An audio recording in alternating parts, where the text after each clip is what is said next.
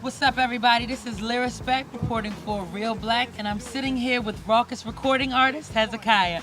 How you doing today, Hez? Doing fine. How you doing? What gave you the idea for the title, I Predict a Riot? I Predict a Riot was actually a Johnny Popcorn song. Johnny Popcorn is my rock band. So I sing in a rock band. Tony Whitfield is the producer of Johnny Popcorn. What up, Tony Whitfield? And also it was inspired by just like troubled teen, because I was like a troubled teen when I was younger. So looking at some of the talent that's come out of Rawkus, you have your Mos Def and your Talib. Right. Do you feel a certain standard you need to rise to? Do you feel that your work needs to be of a certain caliber? Right, yeah, you gotta at least match that. Match that? Yeah, at least match it or surpass it. If you don't match it or surpass it, you don't even need to be doing it. Keep hustling, I done seen it all. They used to talk shit, now trying to be y'all. Say yo was better off getting a day job. The next day, they was cutting your lights off. Struggle then nowadays, that ain't the case now. What are listeners gonna feel when they listen to I Predict a Riot, and what type of place were you coming from with this album as opposed to your first album, Hurry Up and Wait? Okay, the first album was really a bunch of songs that I had, and I just threw them together as an album. I feel you. Okay. Okay. This album was more thought out conceptually. It was more thought out music-wise. Okay. You know what I'm saying? And just it's kind of like a dark album, but at the same time it's an uplifting album. It touches on certain subjects that may seem depressing, but it has a conclusion, maybe the verses might be the drama, but the hook might be the conclusion or the uplifting, you know. So it has a chemistry. I understand that you recorded a lot of your album at your home studio. So what's the name of that studio? The studio is called My Damn Room. Are you serious? Because it is just that. Is it literally? Yeah, literally. It's your damn. It's my room. Okay, so do you have like the egg crates and stuff I don't as got the the sound egg crates. I got my bed right there. Okay. Just in case I got to work with some female artists. That's It's like, no, I'm joking. Wow, great. But Thank nah, you, Hezekiah. no, but yeah. How did you get such a finished sound with the album? What I do is reference mix. Okay. This is a tip for inspiring engineers out there. Reference mix, A/B your mix. Play a CD that you like a mix of. Go back, mix your kick, get it to sound like this. Go back, mix your snare. Go back, put your bass in the same pocket, compression as their bass, and just, reference mix. That's how you get to learn. That's how you get an ear to what you like. You know what I'm saying? If you like this type of mix, learn how to mix that type of mix. Okay. You know what I mean? Do you want to tell us what any of your reference mixes are?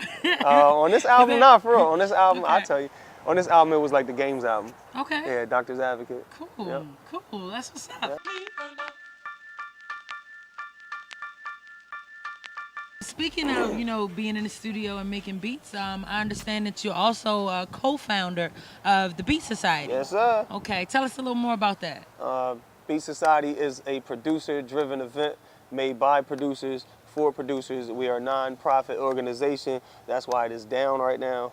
Beat Society started in 2002. Our original producers were Illmind, Kanye West, Kev Brown, Street Orchestra, Sat One, and that was our original producers of Beat Society, and everybody since then got what Kanye's doing now. Right. You got Illmind is signed to G Unit now. Okay. And blah blah blah So yada yada yada. what was the overall goal of the Beat Society? Beat Society was just to expose up and coming producers, put unknowns on stage with names. Okay. You know what I'm saying? Okay. And also to expose to the people the art of beat making. That beat making, hip hop production is an art form.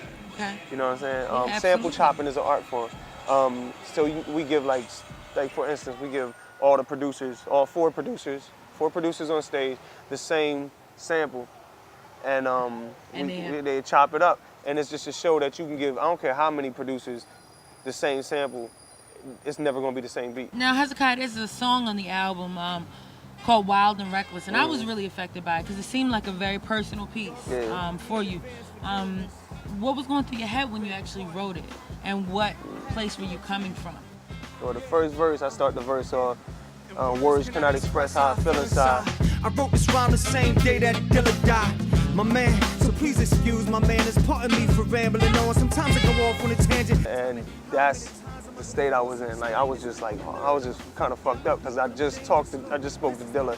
Like it was like 3 weeks before that. You know what I'm saying? We supposed to set up a beat society. Welcome to Detroit in Philly, Beat Society, where like all Detroit artists, you know, Dwellers, Slum Village, J Dilla. You know, we was just going to set up this whole big Beat Society. Kareem Riggins on beats, Black Milk, JD. You know what I'm saying? Like Detroit, Welcome to Detroit Beat Society. Anyway, so that song was like it really. You know, I was just in like a fucked up state when I wrote that verse. I learned layers from Dilla. I learned how to layer my beats from Dilla. Like just listening to how he fits certain sounds in certain pockets, like thinning sounds out. Okay, you make the sound thinner, then you got more room for other sounds, you know what I mean? I learned how to use my filter from Dilla. Certain tricks Questlove was showing me that Dilla taught him. I learned, you know. Right. You know what I'm saying? Just came right, like it's just crazy, man. Cat, and then the humbleness on top of that. Like when I met Dilla, he was on some. You need some water? You know, yeah. We like at an event, like you need some water? You cool? You know, like really like on some real humble shit. There's two cats I know in the industry that's real humble, and that's like Will.I.am and Dilla. You also have the collaboration with Bilal, entitled Looking Up, which is a really, in my words, a triumphant kind of piece there, you know, definitely to inspire. Cause I've been struggling for too long. I got to keep on looking up. I'm looking for inspiration to live, for sure I'm feeling me. Something's gotta give, I'm cursing these memories. Back when I was having thoughts of being suicidal, 15, staying down my father's rifle. We saw Pursuit of Happiness, and the song was inspired by the Pursuit of Happiness. Nice. And we was like, oh, we write something to be on, you know, if like we was to make a song to be on like this soundtrack or the lead, like the rolling credits at the end, like this was the song. But you know, that movie inspired this song, if y'all want to know. And we shot the video in Brooklyn. Nice. And I actually shot the video for Wild and Reckless the day before the video shoot. And for Looking Up, I shot it the exact day before we shot that video. I shot it in my house. Okay. I shot it in my living room with like a black sheet behind me, and a lamp on both sides of my face, and a camera in the middle. There's a lot that goes on in this apartment. Yeah, this apartment is like Wonderland. It's a studio, a video. It's like I'm on house arrest. Last but not least, where does Hezekiah see himself in 5 years? I'm gonna rule the world. I'm not joking. That's not a joke. Oh, See, my that's bad. My bad. I'm gonna rule the world. Whether it's production, you're gonna see my name on something. You're not gonna be able to get away from me in like 5 years. Whether it's film, production, movie scoring, anything. You know what I'm saying? I'm gonna be somewhere in your mass media household name, Hezekiah. Pushing close to the borderline. Lost the way out now, she done borderline. Mama keep on trying to move forward, but they pushing her backwards. Mama gotta move cause mama can't pay taxes.